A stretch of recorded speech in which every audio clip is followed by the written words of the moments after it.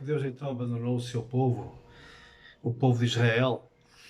Será que os castigos acabaram de vez com as promessas, com as alianças que Deus fez àquele povo? Nós vimos como Deus puniu severamente, Deus castigou a rebeldia do povo de Israel, chegando ao ponto de deixar que eles fossem levados cativos para muitas nações. Como vimos, a última dispersão foi no ano 70 depois de Cristo, quando eles foram dispersos por todo o mundo romano de então, e ao longo de 2000 anos eles percorreram todo um destino trágico de fugas constantes, de instabilidade, de sofrimento, de perseguição, e que culminou com a tragédia do Holocausto.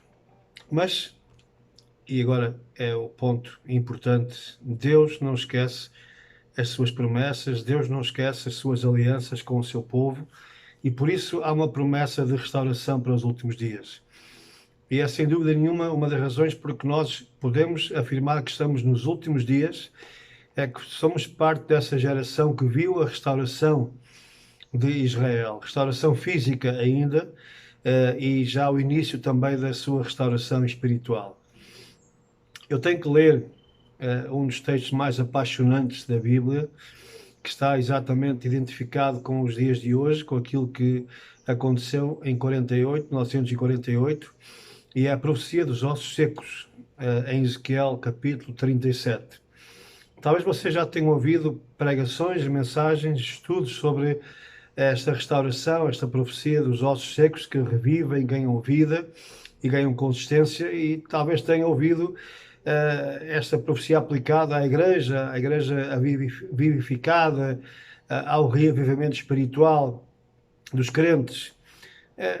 Sem dúvida nenhuma, pode-se aplicar à minha vida, não é? À sua vida, à vida dos crentes, dos cristãos, que às vezes andamos adormecidos, muitos até andam mortos espiritualmente falando, andam afastados, e então precisam que o Espírito Santo sopre às suas vidas e restaure novamente essa fé, esse amor pelo Senhor e pelas coisas de Deus. Mas a primeira aplicação desta profecia não tem nada a ver com a igreja, não tem nada a ver com a minha vida, com a tua vida, mas tem a ver com a nação, o povo de Israel. E nós temos que interpretar a Bíblia literalmente. Se nós começamos a simbolizar as coisas, então não sei onde vamos parar. Eu já ouvi alguém dizer, e é um pastor evangélico, dizer que não houve Jardim do Éden, que não houve a árvore da vida, a árvore do conhecimento do bem e do mal, são tudo simbolismos para nós entendermos a guerra entre o bem e o mal. Esse pastor não acredita sequer no dilúvio. Enfim, quando nós começamos a entrar por esse caminho, como alguns fazem em relação ao Apocalipse, então eu posso também dizer que a cruz não existiu. Aquilo é apenas uma linguagem simbólica para falar sobre o sofrimento, pelo amor de Deus. Ou nós levamos a palavra de Deus de uma forma literal, aquilo que é simbólico é mais tarde interpretado pelos próprios autores como sendo simbologia. Eles mais tarde acabam por explicar qual é o significado daquilo que eles mostraram dessa forma, para nós entendermos melhor como aconteceu com as parábolas de Jesus. As parábolas eram ilustrações da vida real, eram simbólicas, simbolizavam situações, atitudes, reações, comportamentos, mas depois para os seus discípulos Jesus explicava o teor, dava-lhes como que uma razão, uma explicação daquilo que ele quis dizer. Portanto, este texto de Ezequiel 37 é um texto para ser levado a sério, é um texto que já se cumpriu em 1948, a partir de 45 nós vimos o cumprimento desta profecia maravilhosa, e por isso nós somos trazidos a estes dias finais em que o Senhor está a manifestar o seu amor para com o povo de Israel, para com a nação de Israel, ressuscitando esses ossos que estavam secos, que já tinham virado cinzas e que agora já fazem parte de uma nação poderosa, um Estado impressionante chamado Israel, que impressiona os seus vizinhos, impressiona o mundo inteiro. É uma nação hoje incontornável, é uma das nações mais poderosas do mundo, mais prósperas e mais florescentes. Então esta profecia escrita há mais de 2500 anos, diz o profeta Ezequiel o seguinte: Veio sobre mim a mão do Senhor, e o Senhor me levou em espírito e me pôs no meio de um vale que estava cheio de ossos, e me fez andar ao redor deles, e eis que eram muito numerosos sobre a face do vale, e estavam sequíssimos. E me disse: Filho do homem, poderão viver estes ossos? E eu disse: Senhor Jeová, tu o sabes. Então ele me disse: Profetiza sobre estes ossos e diz-lhes: Ossos secos, ouvi a palavra do Senhor. Assim diz o Senhor Jeová a estes ossos: Eis que farei entrar em vós o espírito e vivereis. E porei nervos sobre vós, e farei crescer carne sobre vós, e sobre vós estenderei pele, e porei em vós o espírito e vivereis. E sabereis que eu sou o Senhor. Então profetizei como se me deu ordem, e houve um ruído enquanto eu profetizava. E eis que se fez um rebuliço, e os ossos se juntaram, cada osso ao seu osso. E olhei, e eis que vieram nervos sobre eles, e cresceu a carne, e estendeu-se a pele sobre eles por cima, mas não havia neles espírito. E ele me disse: Profetiza ao espírito, profetiza ao filho do homem, e diz ao espírito: Assim diz o Senhor Jeová: Vem dos quatro ventos ao espírito, e assopra sobre estes mortos para que vivam. E profetizei como ele me deu ordem. Então o espírito entrou neles, e viveram e se puseram em pé, um exército grande em extremo. Então me disse: Filho do homem, estes ossos são toda a casa de Israel. Eis que eles dizem: os nossos ossos se secaram e pereceu a nossa esperança, nós estamos cortados. Portanto, profetiza e diz-lhes: Assim diz o Senhor Jeová: Eis que eu abrirei as vossas sepulturas e vos farei sair das vossas sepulturas, ao povo meu, e vos trarei à terra de Israel. Meus amigos, esta é uma das profecias mais impressionantes de toda a revelação profética. Deus havia prometido punição, castigo, mas logo de seguida Deus complementou dizendo que não abandonaria o seu povo, que com a ira viria também a misericórdia. Houve uma punição coletiva, sim, trágica, terrível, mas não houve um abandono total. Deus zelou por cumprir a sua palavra. Aliás, é isso que Deus sempre faz. Os homens enganam-se, os homens prometem, falham constantemente, mas Deus não é como os homens para mentir. Deus zela por cumprir a sua palavra. E Satanás, desde o Jardim do Éden, tem tentado levantar uma oposição constante. Por várias vezes ele quase conseguiu destruir por completo o povo de Israel. Veja-se, por exemplo, os judeus na Pérsia, quando esse rei, influenciado por um Hamã, um homem poderoso no reino da Pérsia, tentou destruir os judeus que ali estavam, os refugiados, os exilados.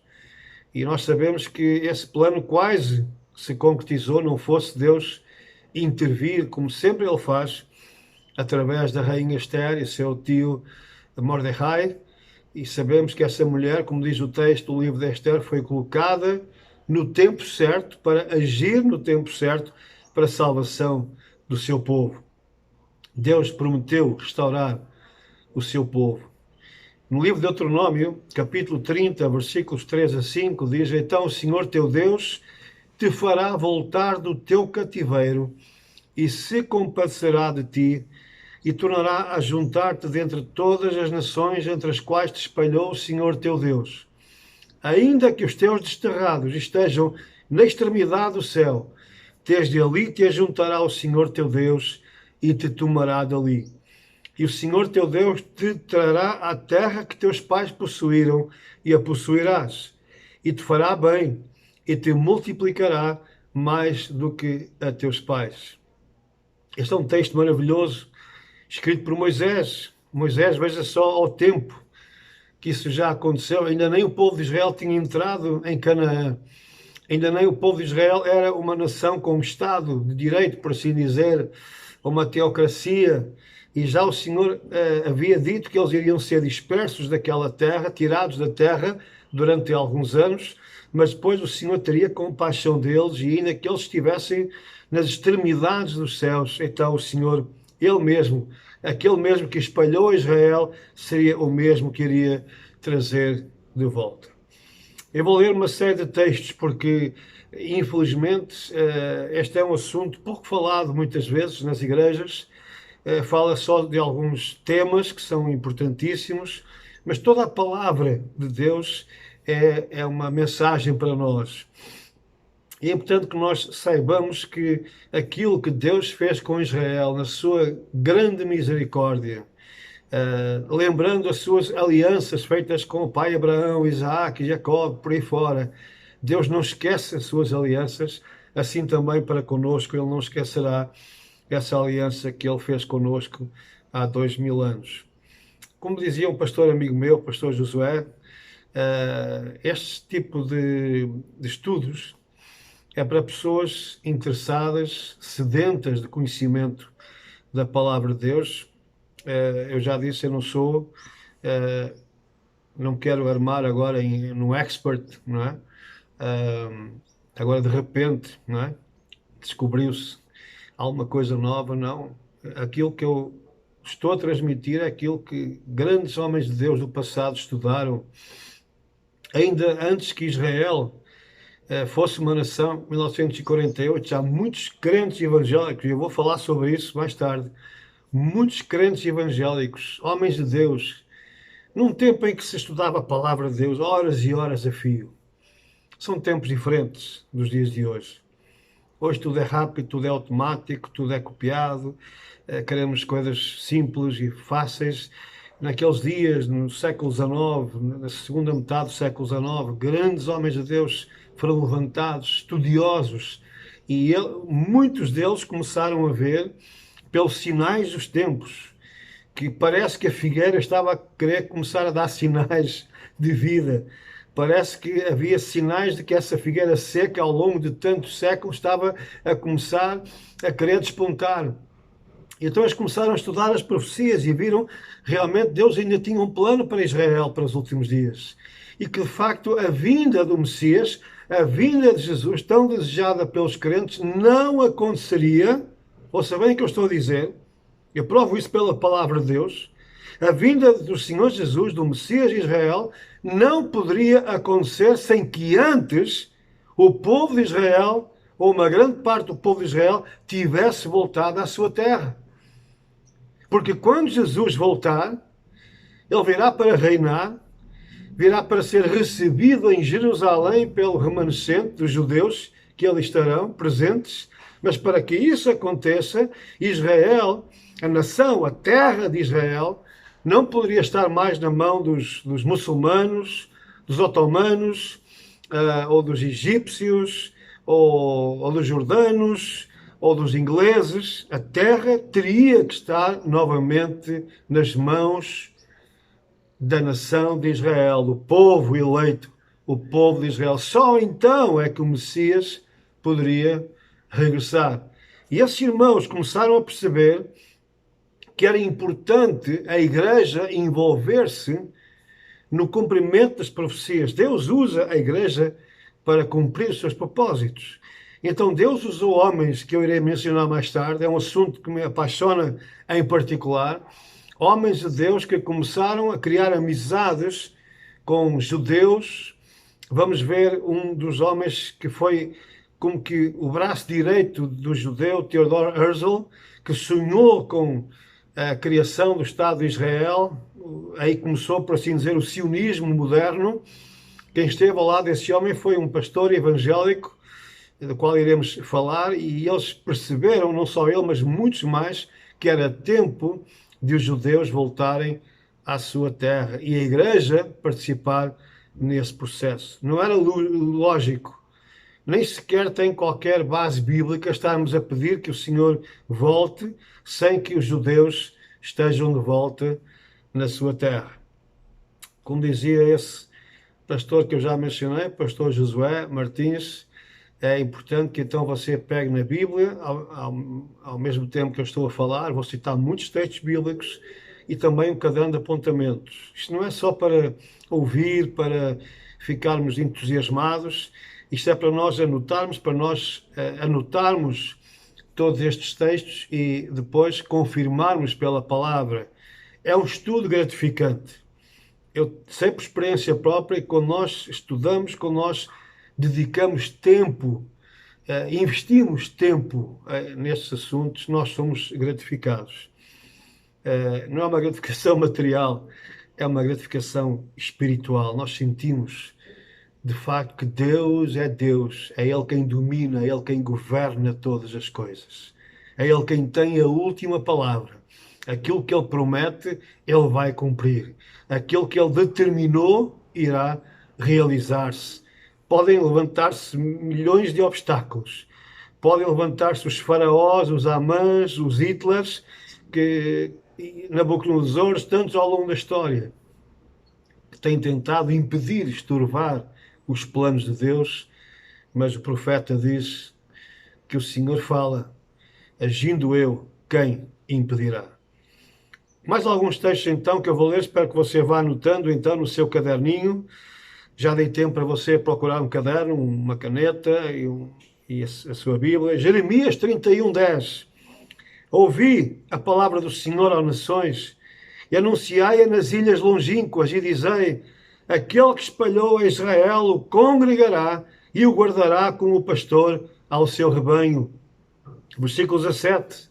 E há esperança quanto ao teu futuro, diz o Senhor, porque teus filhos voltarão para os seus termos. E são os termos, são as fronteiras que Deus estabeleceu. Lembre-se que Israel é a única nação na Terra cujas fronteiras foram delineadas por Deus. Deus estabeleceu a fronteira norte, a fronteira sul. O Israel de hoje, o Israel atual, já é o Israel dos dias de Cristo, mais ou menos. Já Israel conseguiu conquistar ou reaver. Essa ideia de anexar é uma ideia errada, porque Israel de facto não está a anexar nada. Israel está a reaver o seu território que lhe foi usurpado, que lhe foi tirado ao longo da história, mas é um território de direito, é uma herança dada por Deus àquele povo.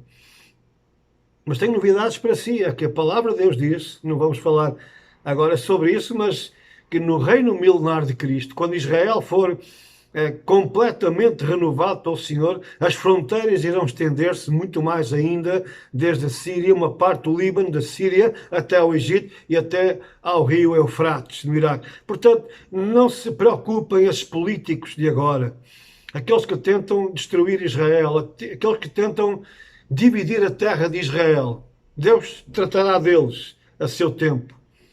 Mas isso não impedirá que o Senhor exerça o seu poder, levando a que as fronteiras ainda se alarguem mais, ainda mais do que nós vemos nos dias de hoje. Então, Israel, nos últimos dias, voltaria às suas fronteiras, aquelas fronteiras que conheceu no tempo dos patriarcas e também no tempo dos apóstolos. No livro de Jeremias também, capítulo 23, versículos 7 e 8, diz: levanta para ti sinais, faze para ti altos marcos, aplica o teu coração à vereda, ao caminho por onde andaste. Volta, pois, ó Virgem de Israel, regressa a estas tuas cidades. Por trás deste movimento de retorno a Israel, chamado Aliá, significa subir, ou retornar à terra prometida, à terra dos ancestrais, ao Espírito de Deus. O Espírito de Deus falou a estes ossos secos. Eles podem não entender, eles podem até menosprezar, mas por trás disto está a mão de Deus. Os movimentos, alguns deles financiados por cristãos evangélicos, que têm levado a que aviões inteiros sejam cheios, navios, para trazer os judeus de volta à sua terra. É o Espírito Santo de Deus que tem, de facto, falado ao coração de muitos para levar a cabo as promessas e os desejos de Deus. No capítulo 23 de Jeremias, versículos 7 e 8, outra promessa maravilhosa. Esta é incrível. Portanto, eis que vem dias, diz o Senhor, em que nunca mais dirão: vive o Senhor que fez subir os filhos de Israel da terra do Egito. Mas dirão: vive o Senhor que fez subir e que trouxe a geração da casa de Israel da terra do norte e de todas as terras para onde os tinha arrojado, e habitarão na sua terra. Com a queda do Muro de Berlim em 1989 e com a queda do Império Soviético, as fronteiras se abriram e no espaço de 10 anos, nos anos 90 do século passado, só naqueles 10 anos, mais de 1 milhão de judeus vieram para Israel, da Rússia e da Ucrânia, das terras do norte. O Senhor tinha dito que eles viriam da terra do norte. Se você pegar no mapa e você puser uma linha, uma régua, você verá que Jerusalém fica exatamente na mesma linha reta da capital da Rússia, Moscou. Isto não é por um acaso. Quando se está em Jerusalém, se olha firmemente na direção norte, nós vamos dar na direção da capital da Rússia, do norte, Moscovo. Isto é impressionante, porque eles viriam do norte, mais de 1 milhão de judeus. Ainda continua a chegar nos dias de hoje. No capítulo 32 do mesmo profeta Jeremias, o Senhor diz: eis que eu os congregarei de todas as terras para onde os tenho lançado na minha ira e no meu furor e na minha grande indignação, e os tornarei a trazer a este lugar e farei que habitem nele seguramente. Sabe que quando Jeremias falou estas palavras, ele estava em Jerusalém. Ele sofreu muito pelo seu povo, pela rebeldia do seu povo. Ele avisou, ele profetizou, ninguém deu ouvidos, mas ele disse que o povo seria levado em cativeiro para a Babilónia durante 70 anos. Portanto, ele estava em Jerusalém quando o Senhor falou a ele estas palavras. E o Senhor diz, através deste profeta Jeremias, que iria tornar a trazer o seu povo àquele lugar, àquela terra física, a terra de Israel. E o Senhor diz: e farei que nele, ou que nela, nessa terra, habitem seguramente, com segurança. Então, Deus jamais abandonará o seu povo. E agora vem um dos textos mais impressionantes da Bíblia.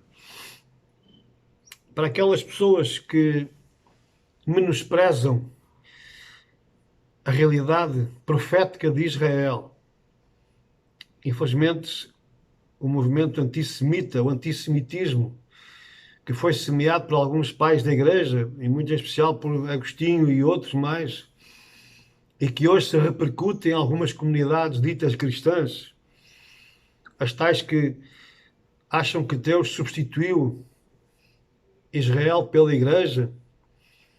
Eles não sabem o que estão a falar, porque das duas uma, ou rasgam uma grande parte da Bíblia, anulam para sempre as promessas de Deus, mas então vão contrariar aquilo que Paulo falou aos crentes na Nova Aliança, à Igreja, em Romanos 9, 10 e 11, em que Deus não anulou as suas alianças com o seu povo, Deus não abandonou nem rejeitou o seu povo sequer.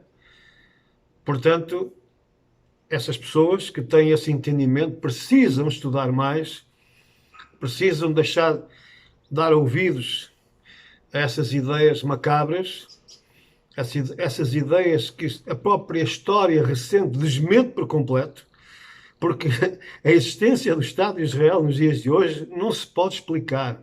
É um milagre de Deus. Logo no dia da declaração da sua independência, logo instala uma guerra terrível contra Israel. Israel não tinha, humanamente falando, qualquer possibilidade de ganhar aquela guerra. E as guerras que se seguiram, Israel venceu todas essas guerras e reconquistou território para si. Muito em especial a Guerra de 67 ainda hoje é descrita como algo que não tem explicação. Houve milagres, houve visão de anjos, inclusivamente. Homens que não eram necessariamente crentes e viram anjos lutando do seu lado. Aconteceram fenómenos sobrenaturais. Sabe porquê? Porque Deus estava a cumprir a sua palavra. E Deus faz uso de anjos, Deus faz uso de milagres, situações espantosas para que os seus os seus propósitos se cumpram diante dos nossos olhos. O primeiro-ministro de Israel, David Ben-Gurion, que não era necessariamente um crente, ele disse uma coisa marcante: em Israel, para ser-se realista, temos que acreditar em milagres. Ou seja, para sermos realistas, para termos olhos de ver, para entendermos as coisas como elas são no que toca a Israel, nós temos que acreditar em milagres, porque aquela nação, de facto, é o fruto do milagre da intervenção de Deus na história. E por isso estes 2 versículos, ou 3 versículos que eu vou ler agora, são retumbantes. Eles tiram toda a sombra de dúvida que ainda paire na mente de alguém. O Senhor diz, veja só, eu vou ler devagar para que você possa também meditar bem naquilo que Deus fala. E se você não acredita, então há uma coisa que se passa de errado na sua vida. Nem você conhece a palavra de Deus, nem você acredita em Deus, nem você acredita naquilo que os seus olhos veem. Se você quiser, venha a Israel e veja com os seus olhos como é que ao fim de 72 anos, aquilo que era um deserto árido, aquilo que era pântanos, uma terra árida que ninguém queria, e hoje é uma nação florescente, autossuficiente, uma nação próspera, já está envolvida em projetos espaciais, está na linha da frente de todas as pesquisas, todo o desenvolvimento tecnológico, científico, médico, tudo que você possa imaginar, aquele pedaço de terra do tamanho do Alentejo, veja só, aquele pedaço de terra do tamanho do Alentejo português dá cartas ao mundo inteiro. Veja só a quantidade de prémios Nobel da ciência, da medicina, da física e tudo mais com nomes judeus. Eles vieram para ser cabeça das nações. Quando às vezes eu ouço essas declarações em algumas igrejas, que nós, como igreja, temos que estar por cabeça e não por cauda, meus queridos, isso não é para a igreja, isso é para Israel. Quem deve estar por cabeça e não por cauda não é a igreja tem que se identificar com Cristo nos dias de hoje. Nós um dia iremos reinar com Ele, mas hoje nós somos crucificados com Ele. O apóstolo Paulo diz, se hoje nós sofremos por causa de Cristo, um dia nós reinaremos, mas ainda não é agora. A igreja não está por cabeça, e mal vai quando estiver, porque aí já estamos demasiado comprometidos com os sistemas políticos corruptos deste mundo. Não. A igreja hoje não está por cabeça. A igreja hoje está com Cristo Jesus na sua humilhação, na sua identificação. Hoje nós sofremos pela sua causa. Hoje nós pagamos o preço da nossa fé, como tantos milhões de crentes hoje estão a sofrer. Então esses crentes estão a sofrer, estão por cabeça, só se for um sentido espiritual. Nós já estamos sentados com Cristo, sim, mas é nas regiões celestiais. Aqui embaixo ainda não estamos. Estaremos um dia, pelo menos eu não estou ainda. Então essa promessa de estar por cabeça e não por cauda foi dada a Israel. E assim é, Israel já que esteve por cauda, esteve como que espezinhado, foi um capacho do mundo inteiro ao longo de séculos, foi pisado pelos gentios. Hoje Israel está na linha da frente. Hoje Israel é uma nação necessária para todos, até os seus inimigos hoje precisam da tecnologia, das bênçãos vindas de Israel para serem ajudados, para serem abençoados. Então estes textos que vou ler agora, para finalizar esta parte, são essenciais para que nós entendamos que Deus, é um Deus de palavra. Aquilo que Ele fez com Israel, aquilo que hoje está acontecendo com Israel dia após dia, é de facto fruto da mão de Deus, cumprindo a sua palavra, zelando pelo cumprimento da sua palavra. Jeremias 31, 35, 36 e 37. Assim diz o Senhor, que dá o sol para a luz do dia e as ordenanças da lua e das estrelas para a luz da noite, que agita o mar, bramando as suas ondas. O Senhor dos exércitos é o seu nome. Se falharem estas ordenanças de diante de mim, diz o Senhor, deixará também a descendência de Israel de ser uma nação diante de mim para sempre. Assim diz o Senhor: se puderem ser medidos os céus lá em cima e sondados os fundamentos da terra cá embaixo, também eu rejeitarei toda a descendência de Israel por tudo quanto fizeram, diz o Senhor. Veja só, o sol já deixou de brilhar, porventura? Acho que não. Graças a Deus, aqui onde eu estou está um dia de sol maravilhoso.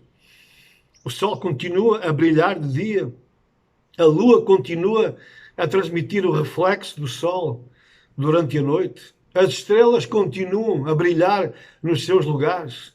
O mar continua a agitar-se, as suas ondas continuam a bramar. Porquê? Porque Deus está no controle. Foi Deus que criou todas estas coisas e não só as criou, como também as sustenta para a nossa vida. Senão nós não iríamos subsistir. E assim como essas situações criadas por Deus para a nossa subsistência não se interromperam, ai de nós se assim fosse, não pararam, assim também essas ordenanças não pararam em relação à nação de Israel. O Senhor diz: se falharem essas ordenanças, se o sol deixar de brilhar, se a lua deixar de resplandecer a sua luz, ou a luz do sol, se as estrelas deixarem de brilhar, ok, quando isso acontecer, então eu também deixarei a descendência de Israel, essa nação deixará de ser a minha nação. Mas enquanto o sol brilhar e tudo isso estiver a acontecer, então podemos saber que Deus ainda é o Senhor de Abraão, de Isaac e Jacó. Deus criou aquele povo para a sua glória. E quer eles queiram, quer não, eles irão cumprir os desígnios de Deus para os dias do fim. Que Deus nos abençoe.